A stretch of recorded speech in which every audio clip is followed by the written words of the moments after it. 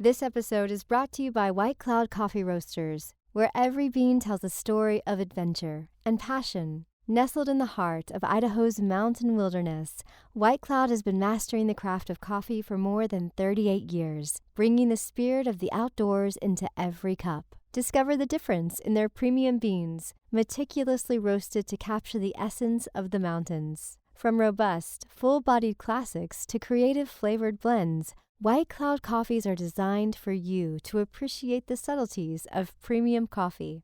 Now, listeners of our podcast can get an exclusive 10% discount.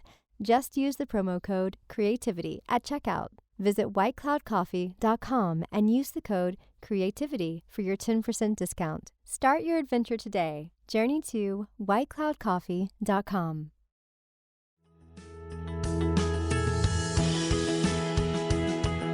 Tap into your most original thinking. Organize your ideas and create the opportunities to launch your creative work.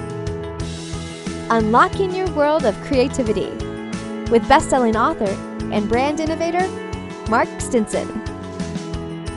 Welcome back, friends, to our podcast, Your World of Creativity. And today we're thrilled to celebrate the creativity and innovation around the world as it applies to sustainability. And we've just had such a pleasure bringing together diverse talents to produce a collective and collaborative book on the subject. There's co-authors and artists from all over the world that have contributed to the project. So we wanted to bring together a panel today of participants and contributors and the leader of the whole project, Katja Tschimmel. Katja, welcome to the show. Hello, everybody. Hello, Mark. Thank you for this initiative to bringing us together. And actually, which is a nice opportunity, not only to know some of the co-authors, which I haven't never seen, but we will come to that process, but also to speak a little bit, about not only the result, which I think is a wonderful book, but you will tell me, but also about the process, because for me, it's interesting part as a coordinator of this is really the process. Joining our panel also is Daniela Marzavan and Sandra Horlings and Dorte Nielsen, all contributors to the book. So I really enjoy this collective book project. So just perhaps to give a bit of background, since 2015 at Mindshake, which is the consultancy I'm leading, we're not a book producer, but we have these projects and we have this to celebrate the Creativity and Innovation Week, which you all know is between 15th and 21st of April every year. So it's the World Creativity and Innovation Week, but there's also the day, which is the 21st. And the United Nations associated that day to sustainability.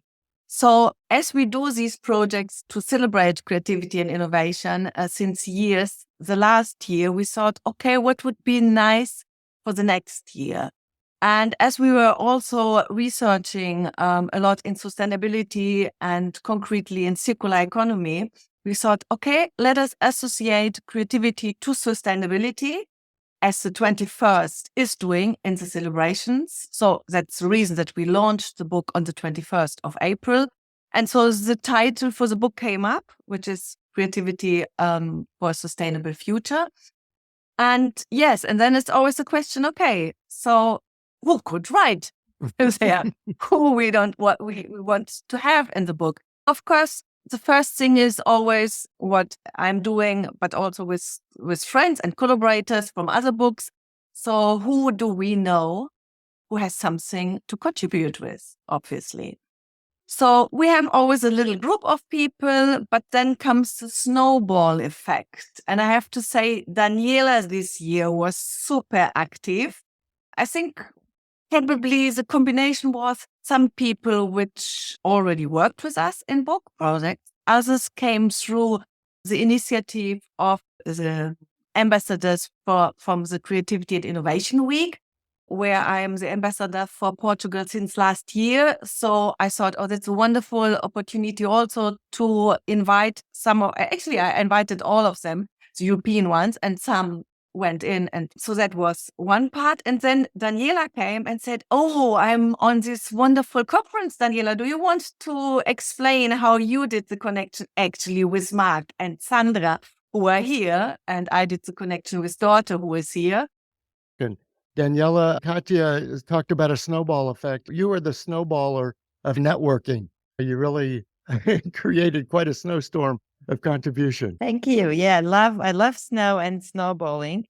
Indeed, I've known Katja's celebration of Leonardo da Vinci's birthday since 3 years now. She's invited me to celebrate with her the World's Innovation and Creativity Week. I couldn't stop but thinking who could be involved in this Portuguese, European, but actually global celebration of creativity. And when her invitation came, I was just in Oslo at the Medinge Group conference, where we all know that we brought together people from the area of sustainability and conscientious branding. And we had very interesting panels on these topics. And of course, I started to ask some of our colleagues from Medinge, from the think tank, which I'm a very young member of, if they would like to contribute. So that was the snowball. And maybe I also shared it in my social media channel. I don't remember quite exactly how that came together. Mm-hmm. And Sandra, as you looked across the topics that ended up being covered in this book, it's not only a wide range of creatives, but a wide range of points of view on how we can apply creativity to sustainability. What were some of your takes? Yeah, thank you, Mark. Thank you, Daniela. Thank you, Katja. And also thank you, Dorte, for contributing to the book. I never thought I would be connected to Leonardo da Vinci via Daniela. But indeed, I think the future that we are faced, there's a lot of challenges and complexity. So it is great that we have multiple perspectives and multiple points of view combined in this book, because I think that's also part of the creativity that we need to help solve those challenges. Because if one road turns to be a dead-end street, then we do need people that look for other roads and other scenarios to help us overcome the challenges that we face. So I'm really glad with the multiple perspectives that are encaptured in the book. And Dorte, the idea of this book is meant to be certainly more than academic. This is not just a collection of articles of what might be done someday, but it's really meant to be actionable.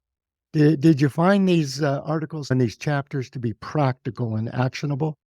Yes, and I think it's talking about a snowball effect. I think it's very important that this can be a beginning and it's something that we can build on, and it can be more of a movement so that we actually demonstrate throughout the book how we can use creative thinking to make a difference and to actually approach the global goals in many different ways and use our creativity to build a better future. And certainly, Sandra, you excel in bringing groups together with these diverse points of view in your InnoBoost and thinking about the circular economy. Why is it important to draw on all these other ideas? It's like, why can't one person take their idea and just execute it? But collaboration, just like the book production, but collaboration and sustainability is so key. Yeah, we at InnoBoost, we really focus on developing and commercializing ideas for the circular economy. And what we find is that we need to build what we call new value chains, new ecosystems.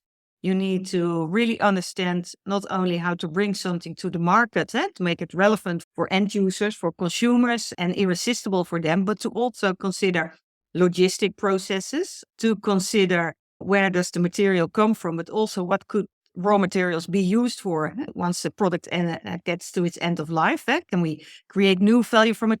So I would say there are multiple challenges in thinking, what will the circular economy look like? And therefore, bringing together different parts of expertise will help us to come up with new solutions and new ways to overcome the current way that we are doing things.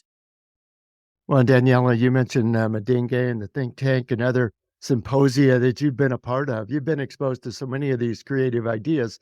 Were there any ahas, any new thoughts, or any new combination of thoughts that you saw in the book that said this really needs to be underscored?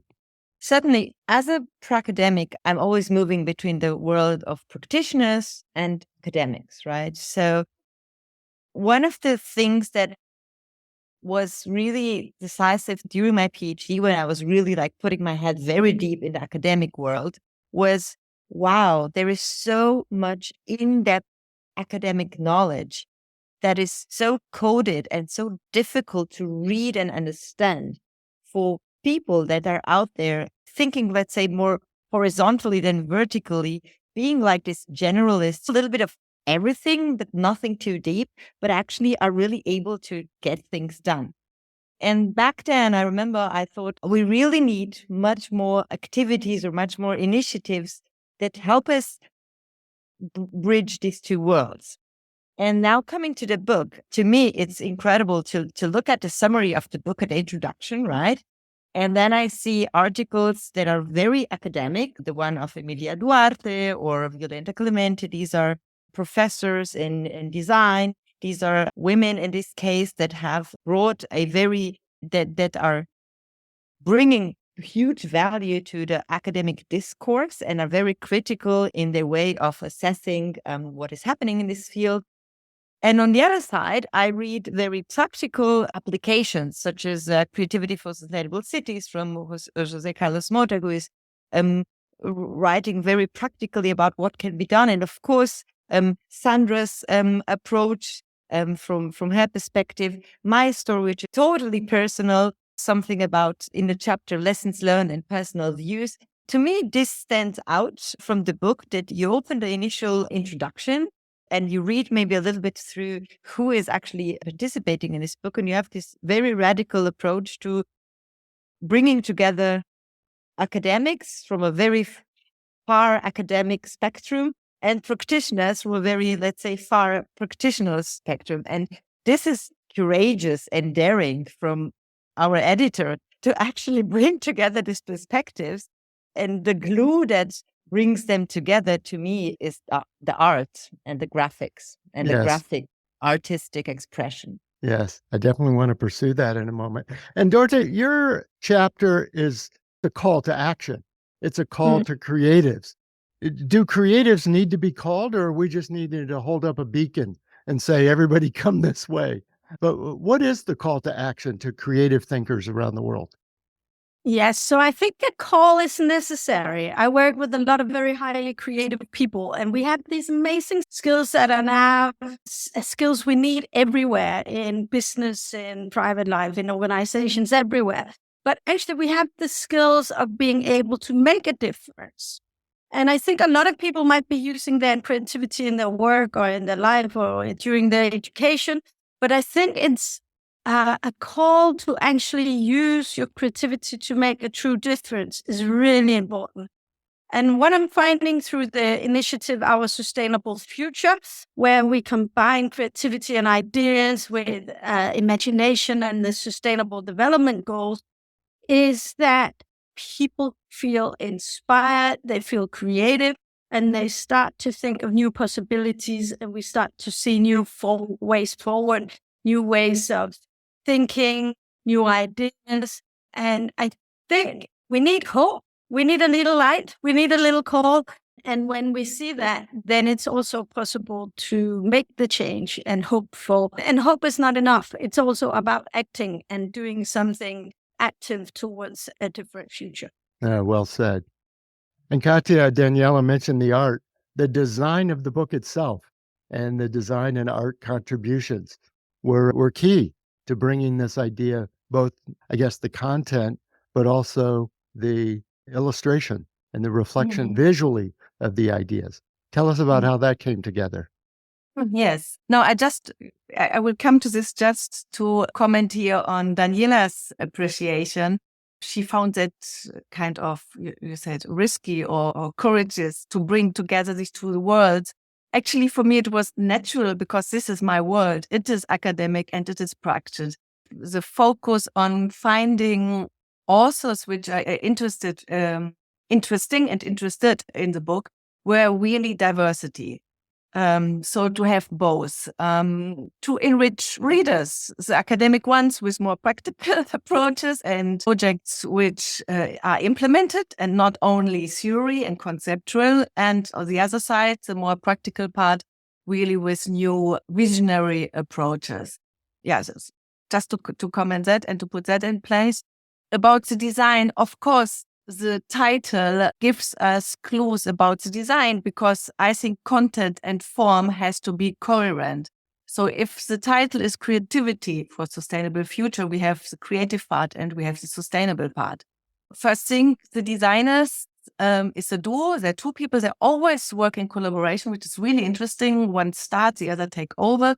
Mrs. Sergio and Elias from the agency Tina. You know what Tina means, Mark? This is not America. America. It took me a moment, but I dug deeper into the title. Yeah, they were very provocative. So every time I thought, how is this going to play? I thought, this is not America. So no, I love these designers. They are very provocative and they are really very creative. So what they did, obviously, in the sustainable part is choose, actually, I said, I only want to print it in one color, so black and white, but they said, okay, not black, not white. So the pages are green, kind of matcha tea green, a very beautiful green. The paper obviously is recycled and be possible to recycle again. So both. The types they choose also is don't need a lot of ink. And yeah, that was the more sustainable issue. And then, of course, we thought, okay, so how can we really do it original and different? So the creative part. So what they did, there came this idea of, with introduction and the closure, we have 8 chapters. So the division of the chapters are closed, like in old books. That was a cheap way that people open it with a knife. And funny enough, when we sent some books to Germany, the person said, oh, the books arrived, wonderful. But I think there's a mistake there. No, it's not a mistake. It's on purpose. They're closed. And that it's an invitation to have an interaction with the book. So you open it with a knife and then you discover color in it. So the name of the chapter, the title of the chapter comes in color. So this is one part of this surprising creative part. And the other, then we thought the cover is only also in one color. We invited, beside these designers, another 10 illustrators. And everybody did one design for a cover of the cover, which, now we have 11 different versions. They are limited editions. We had an exhibition here. The original illustrations were licitated. Can we say licitated English? Yeah. Mm-hmm. So people, bought them for very low money, but it was really fun. And it's also, the issue here is not making a business, it's really not a commercial product, but to inspire people to have fun. For us at Mindcheck, they are playful and inspiring projects. So the design also had this playful part. I love that. Yeah. And I love the fact when you say it's recyclable, I think of the recycling I'll be doing as handing more of them out and sharing and resharing. Let's call that the reuse part of our circular economy. Well, and Katja, books don't circulate, actually. They should see a long life.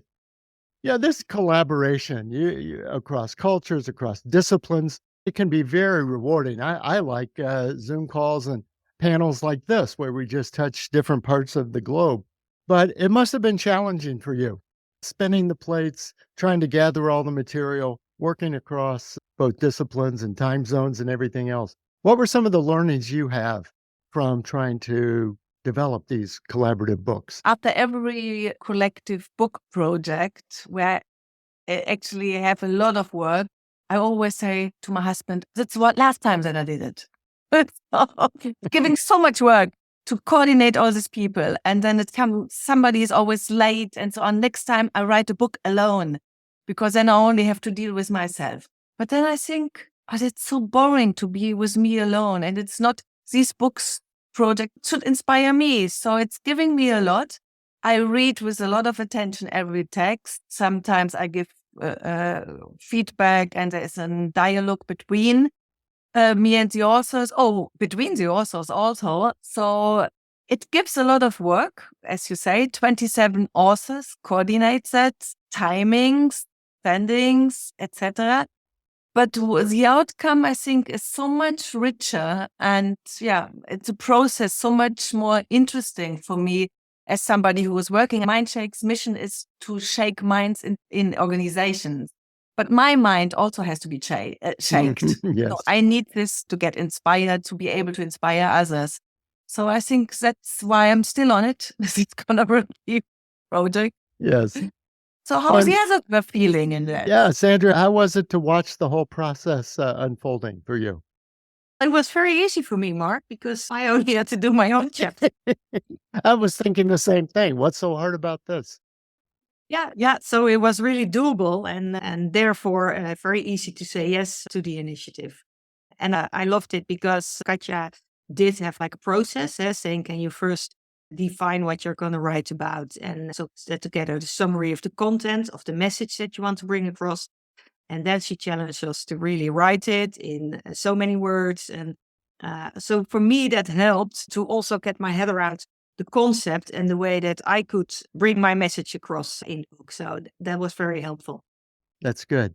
Before we close, I want to go around the room here and ask about the action we might take, creativity for a more sustainable future.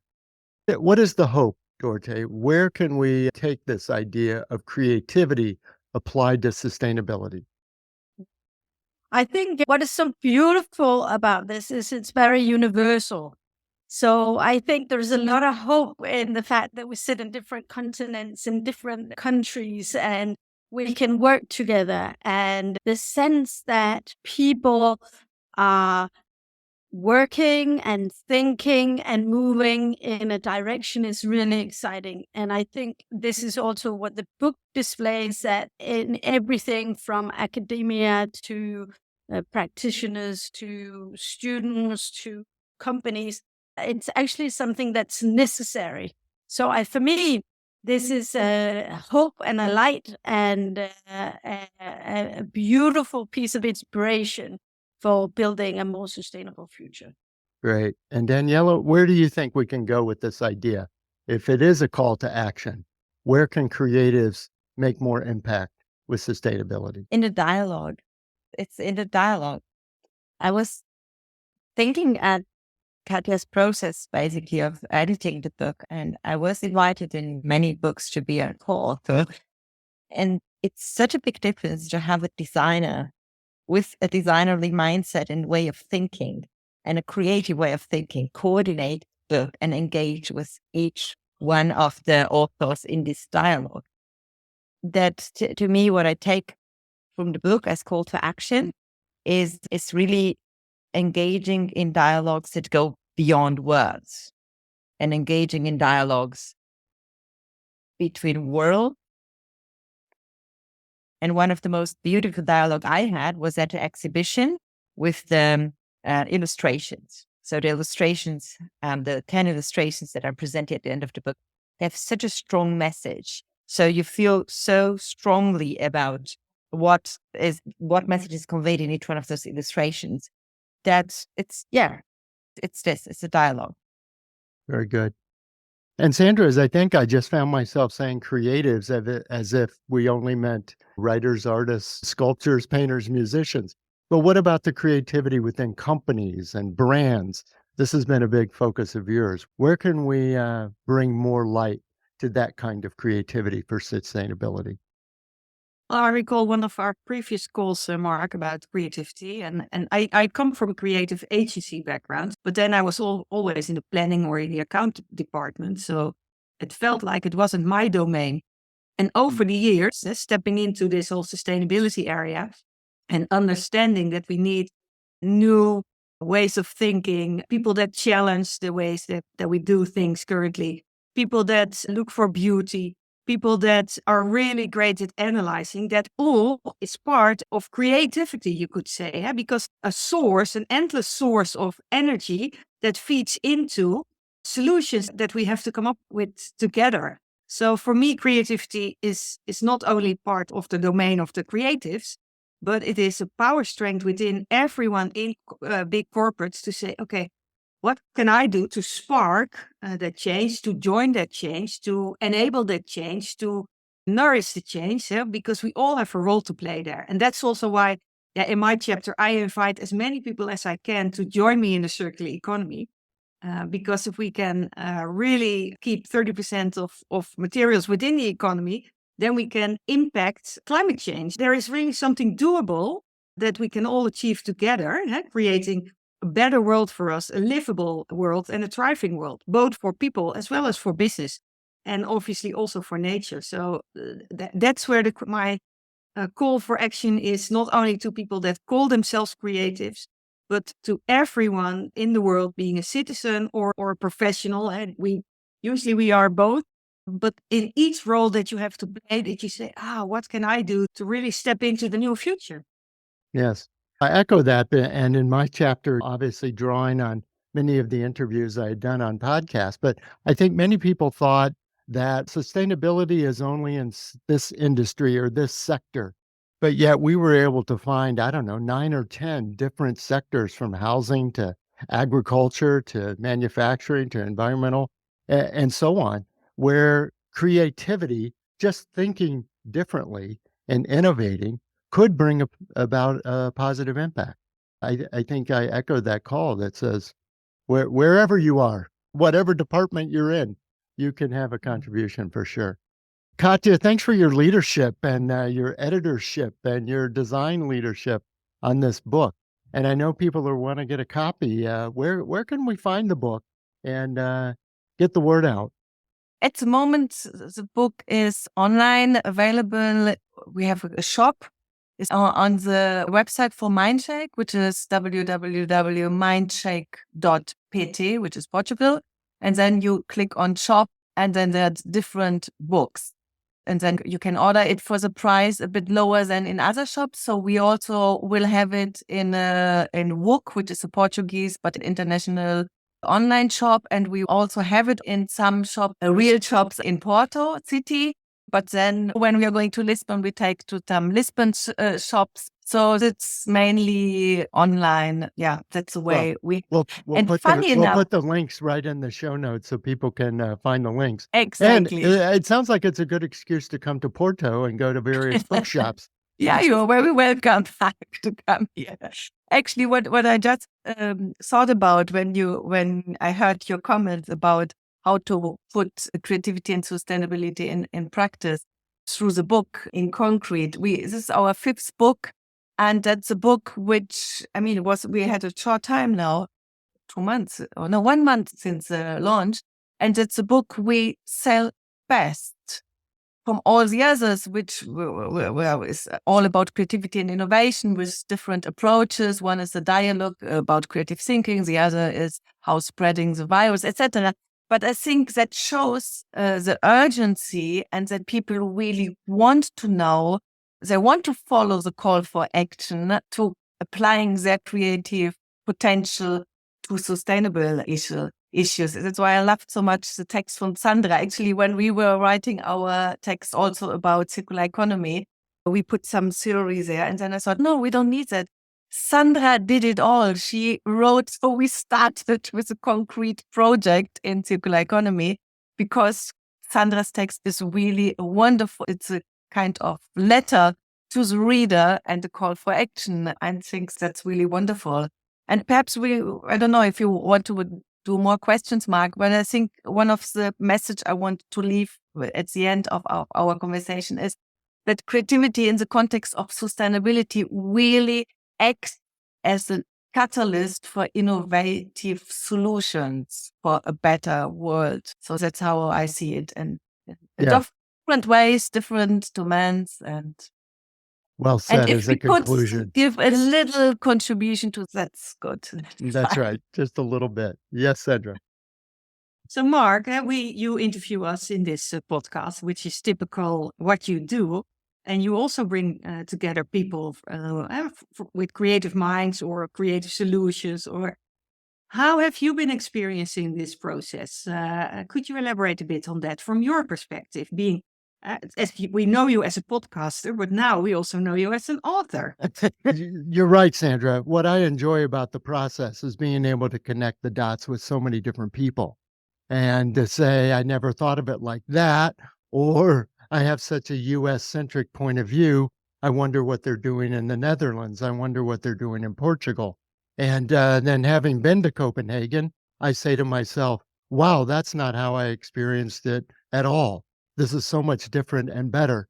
So it's an interesting process for sure. And this is why I do the podcast, is to continue to keep my mind fresh and say there's so many other ideas out there than our little zip code. There's so many people that never get out of their own town and they think that's the whole world.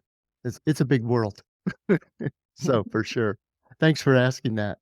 What a good time talking to you all. It's been great to have this own little mini virtual travels, stamping our creative passport at Denmark and the Netherlands, in Portugal. And Katja, I just want to thank you again for your leadership on the project. And I know you're already thinking about next year, but we're going to focus on the here and now. And celebrate that before we get too far ahead. That's typical if we create. That's typical of we creatives. We see the shiny, oh, good, that book's done. Okay, we've got to start working on it. But I may plant a small seed of a small seed of marrying maybe the Creativity Week, Leonardo da Vinci with his multiple talents and geniuses, and with the amazing think tank of Medina, knowing that next year in spring they will all eventually meet in Porto. I wonder what might happen when you put together all these ingredients in the beautiful city of Porto, right at the Atlantic, and pour some amazing wine. Katja has really the best wine producers in Portugal at her fingertips. And pouring this amazing group of people with some creative ingredients and some really good Portuguese wine and the sun, I wonder what might happen. We shall see. We shall. Dorte meant when she said we have to bring this together and spread the word, I think. So Dorte, prepare yourself also for a trip to Porto. That's right. Friends, so glad you stopped by and appreciate the panel sharing their insights and experiences. But you certainly have inspirations and experiences too. So we look forward to your contributions. And if you're a creative working in areas where you can make a positive impact on the planet, on people, and still make a profit, I'd love to hear from you, and we continue to collect and spread these ideas. So until next time, I'm Mark Stenson. We'll continue to unlock creativity and innovation in so many areas. Hope you'll come back for future episodes of Your World of Creativity.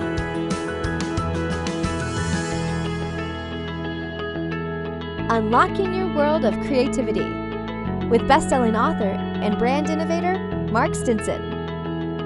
This program was produced by BSB Media, creators of IntelliKey Leadership Stories, Unlocking Your World of Creativity, and thepeaceroom.love.